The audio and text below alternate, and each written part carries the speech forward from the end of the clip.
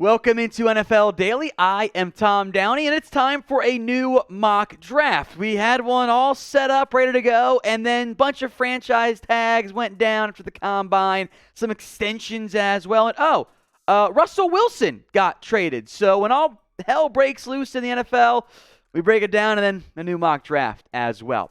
Number 1, Aiden Hutchinson out of Michigan, the safe pick here for the Jacksonville Jags. They tagged Cam Robinson, a move that I don't really like all that much. Kind of weird, but now you've got Cam Robinson, Walker Little, and Jawan Taylor at tackle. Now, if you make more moves, okay, you don't need a tackle anymore. If you're Jacksonville, they go with Aiden Hutchinson at number 1. Who do you think will be the number 1 overall pick in this year's NFL draft? Is it Hutchinson or somebody else? Hell, maybe a trade. No trades mocked in this one. Let me know in the comments.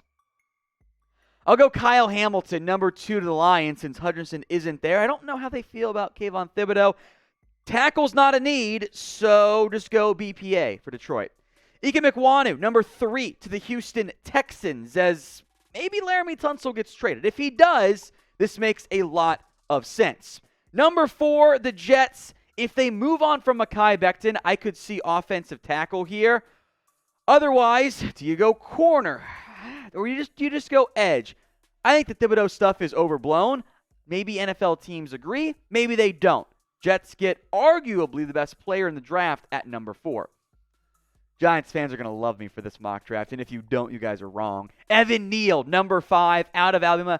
You can make an argument he should go number 1. If he doesn't, and the Jets go with Ike Mekwonu, or maybe it's Neal the Texans take a Neal, or if they take Ekwonu, Giants in position to get a right tackle to pair with Andrew Thomas. Trevor Penning to the Panthers now at number 5. If Carolina doesn't have a QB in place, they'll take one of those things. I think they'll find their way into getting one of those players. Maybe they keep the 6th pick. Maybe they don't. For now, it's tackle or QB, I believe, for Carolina, and I think Penning fits exactly what Matt Rule loves. I want you to be a hater in the comments. It's okay. It's a safe space to, throw out maybe some hot takes or honest takes you think. Who is the most overrated prospect in the NFL draft? Drop a name or names if you want to be an overachiever. This is the pinned comment on today's video. So if the ad break comes on YouTube, take advantage of it. Head down there and let me know. Sauce Gardner, number 7 to the Giants. They get my number 1 tackle and many people's number 1 corner as well. With one in the first round, I could see Gardner going in the top 5, by the way. His combine helped him out significantly. The Falcons at number 8. They could go receiver, absolutely. They also have nothing at edge, and there will be good receivers available in round 2. Trayvon Walker as a Rashawn Gary type of player for Atlanta at number 8. The Seahawks now in the first round for the first time in a while. They take Charles Cross out of Mississippi State, a future left tackle to replace Dwayne Brown for, I think it's going to be a rebuild in Seattle. Maybe you go Devin Lloyd. Maybe you go QB. Maybe you go edge rusher. Lots of routes now for Seattle. I'm not going to mock them a QB. I think they should wait a year, but maybe they disagree. So what do you think? Will the Seahawks draft a QB, particularly in round 1? Y for yes or N for no? Garrett Wilson, number 10 out of Ohio State to the New York Jets. Imagine a trio of Garrett Wilson, Corey Davis, and Elijah Moore. Yeah, let's build around Zach Wilson for the Jets. Malik Willis, QB1 to the Washington Commanders. They desperately want a QB. Will it come via trade or via the draft? We'll see. I wouldn't be that shocked if somebody, Pittsburgh, New Orleans, got desperate and moved up to get a QB like Malik Willis. Derek Stingley, number 12 to the Minnesota Vikings. Some concerns out there about A, his medical, and B, just his mentality and mindset. Sauce Gardner is an alpha. That no doubt about that. There are questions if Derek Stingley is one. NFL executive Brian Broad, his former one, I should say, mentioned Stingley needs a big brother. You know what would be a great big brother for him? Patrick Peterson, fellow LSU grad, who's a free agent but spent last year with the Minnesota Vikings. Good news, everyone. NFL Daily is now also available on Rumble. So if you're watching on Rumble right now, hey, make sure that you are following us. And if you're not on that platform, or if you are and want to support us, go do it. Rumble.com/NFL Daily. Another video platform that isn't going to, they'll let me say some F-bombs every now and then. Rumble.com/NFL Daily. Garrett Wilson's gone. Receiver and edge, two big needs for the Cleveland Browns. I'll give them George Karlaftis, who fits what they like to do on the defensive line. Here's Jordan Davis, the Georgia defensive tackle. Unbelievable combine. Now, you guys might not like it, but it's the truth. There are questions about, okay, why was he a part-time player? Why did he play under 50% of the snaps? Why did this caliber of athlete not produce as a pass rusher? Was it because there was so much great talent, or is he just not put it together yet? Either way, he's got to go top 17, or else I'll be very confused. All right, back-to-back Eagles picks now. David Ojabo, who they reportedly like quite a bit. Edge rusher, good selection with the other top edges already off the board. And Devin Lloyd. Didn't test that great, but he's not a bad athlete at his size. And his film, by the way, is still just absolutely spectacular.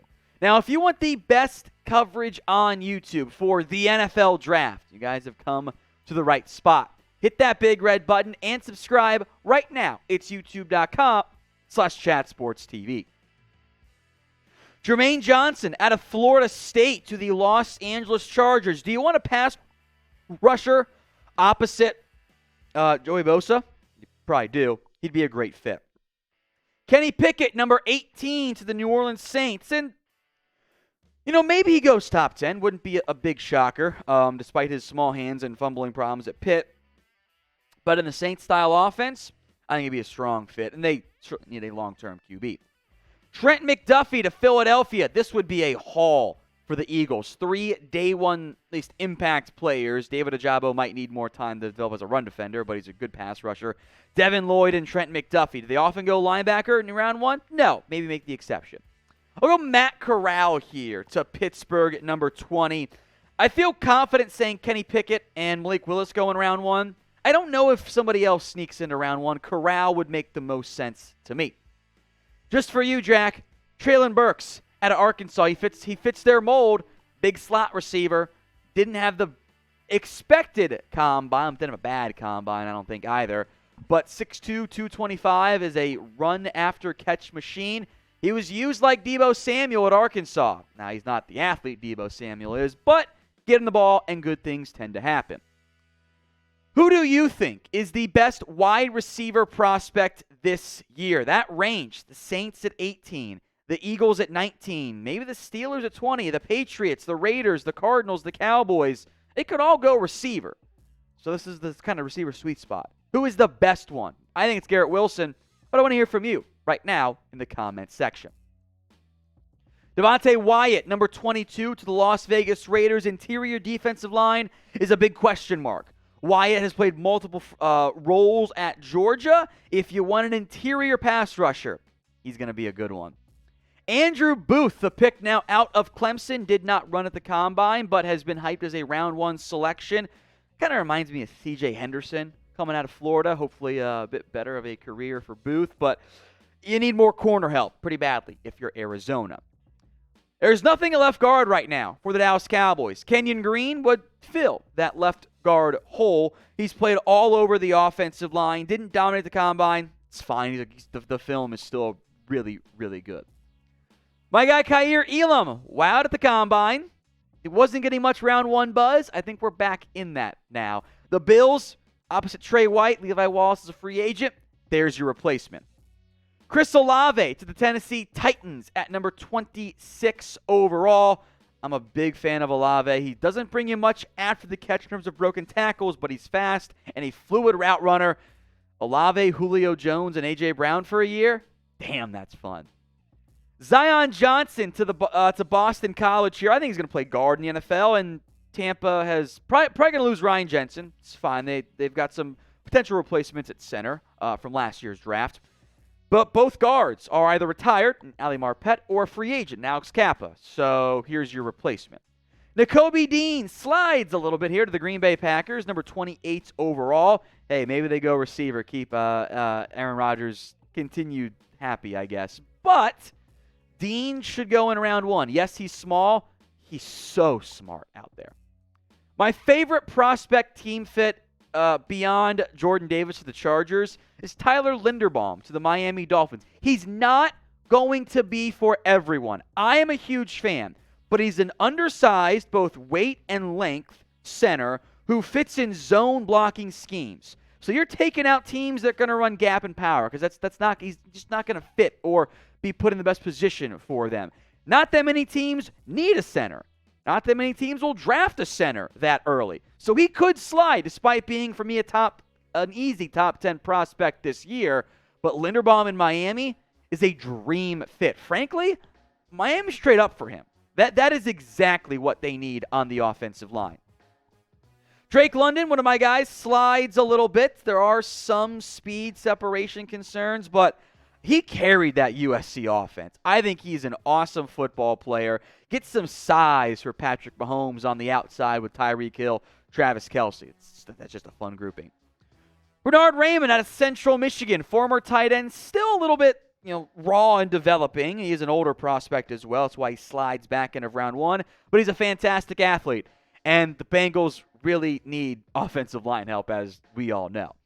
Finally, Jameson Williams in round 1. We got some round 2 picks coming up here. He slides. The receivers kind of just slid down this board a little bit more than I thought they were going to when I was putting it all together. Injury hurts Jameson Williams, yes, but if he had been healthy, he on that fast track at Indy, I think he's going to beat John Ross's record. Like, that's how fast he is. The Lions getting him, oof, I love it. So grade this mock draft, A, B, C, D, or F. Let me know how you feel about it in the comments right now. As I like to do, teams without a first-round pick, because you guys deserve attention too.